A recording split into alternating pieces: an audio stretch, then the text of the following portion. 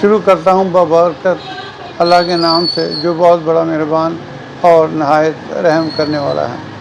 सल्लल्लाहु अलैहि वसल्लम। लाखों करोड़ों दुरूद सलाम हुज़ूर पाक सल्लल्लाहु अलैहि वसल्लम की आल पर।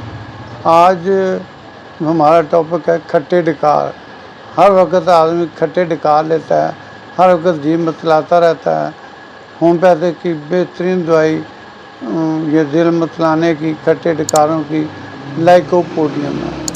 अगर खट्टे डकार आते हों तो लाइकोपोडियम, बदबूदार डकार हों तब भी लाइकोपोडियम। इसमें खट्टे और बदबूदार दोनों डकार आते हैं, इसके लिए लाइकोपोडियम बेहतरीन काम करती है। अल्लाह ताला आप सबका हामी नासर हो। फी मानिल्लाह। पाकिस्तान जिंदाबाद।